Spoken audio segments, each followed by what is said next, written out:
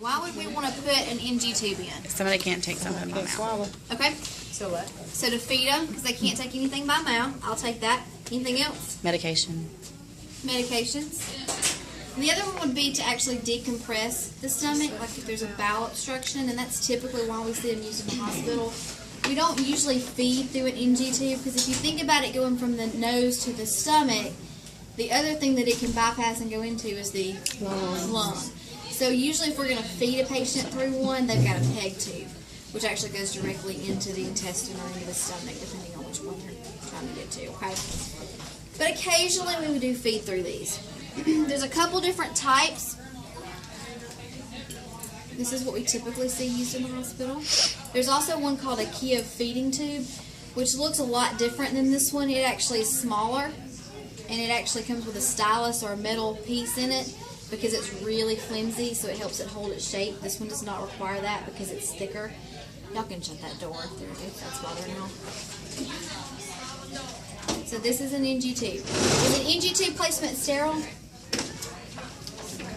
No. Is the gut sterile? No. Okay. So this is not sterile, but obviously you would want to have gloves on. I don't have gloves on, but you would want to have gloves on before you insert it. First of all, you're always going to make sure before you do anything invasive that you have a physician's order for that. So the physician would have to write an order for an NG tube to be placed. And then they usually give you how they want it set. Is it just for feeding, or if it's for suction, they'll tell you how to set that up as well. Okay? You will need a cup of water, tape, your NG tube, some KY jelly, and an irrigation tray that has a very large syringe in it. Okay? Anybody ever had an NG tube placed? I jokingly say you would have to sedate me, but the truth is you would have to sedate me to do this. However, I am a little weird and I actually like putting them in, so I usually get this one. Miss Brown doesn't like to deal with NG tubes. So.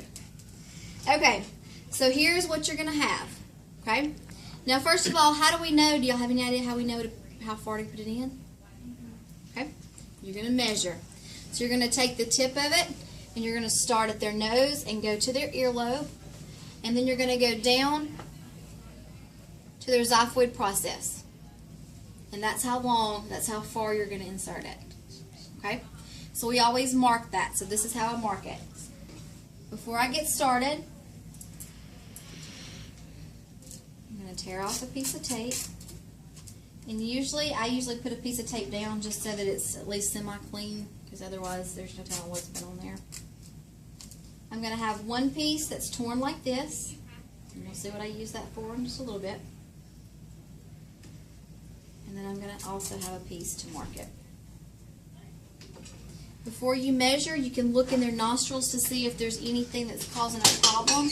Like if they've broken their nose and one side's better than the other, you can check the patency so you can have them sniff and see if one side they can breathe better out of.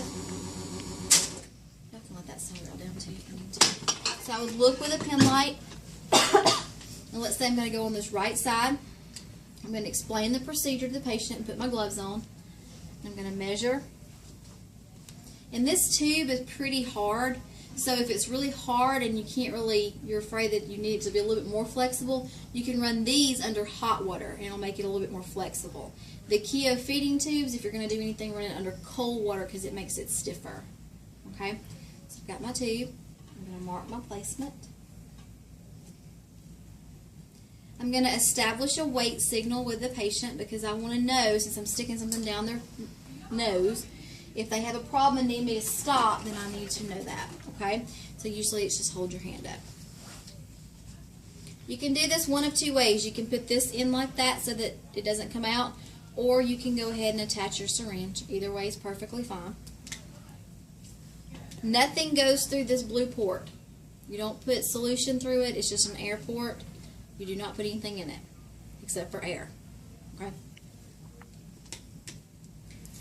I'm going to bend this a little bit. Now I would have gloves on. I don't currently have gloves on. So if you're videotaping, I know I would have gloves on. This comes in a pack. This is just old, so you just open your pack and squirt your KY. You're going to give them the glass of water. And when they get to the back of the throat, you're going to tell them to start drinking. So we'll talk about that, okay? So we're going to lube it up. You want it to point downward. And what you're going to do is you're going to insert it, and you want it to go kind of towards the throat. When it gets to the back of their throat, they're probably going to start gagging because that's a normal response. So that's when you want them to bend their neck down and start drinking with the straw. So that forces the tube down. It makes it a lot more comfortable. And if you'll kind of time your insertion with them swallowing, it makes it easier. Otherwise, they may vomit all over the place, which is common. Okay. So what you're going to do is you're going to tell them to take a deep breath, and then you're going to insert. Now with these mannequins, it probably won't go all the way down. When it gets to the back of the throat, you're going to tell them to bend their head forward and start drinking. This may or may not go down. We'll see. Yeah, that's about as far as it'll go.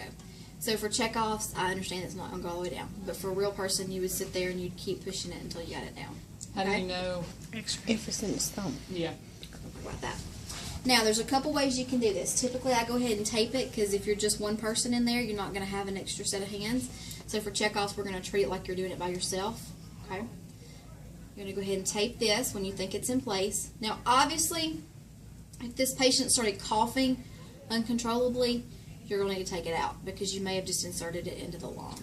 Okay. Which is not good. How do we know if it's in the right place? There's 3 different ways that you can tell. The first one is to listen. So you're going to place your stethoscope over the stomach, which is located. Which side? More to this side, right?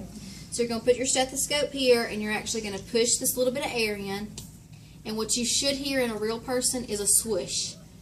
You'll hear the air kind of come through the stomach. So that's one way that we know that it's in place.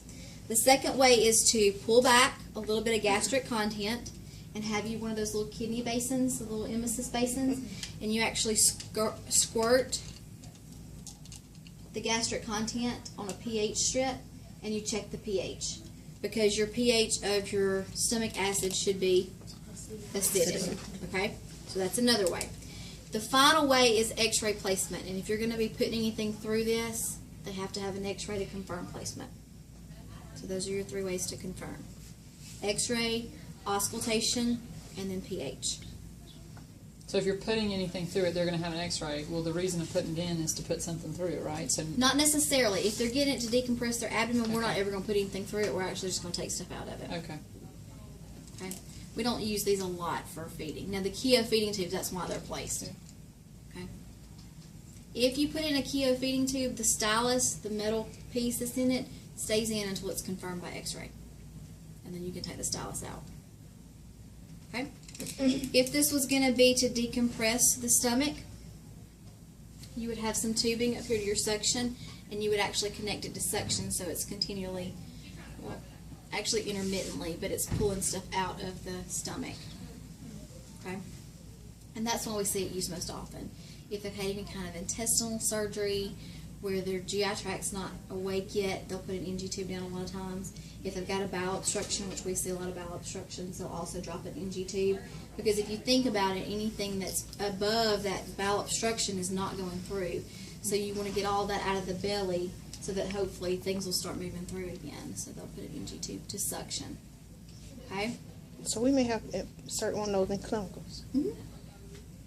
Typically, with we don't do them a lot in clinical. I've probably done, with students, I've probably done a handful. Usually they're already placed by the time we get there. If they're there for a bowel obstruction, it's usually done in the ER. If they're there for surgery, it's done in the operating room. So unless they come out or they need, come on the floor and then they decide they need one, we don't do a lot of them anymore. Do y'all still do them for like poisoning, like ingestion, certain things?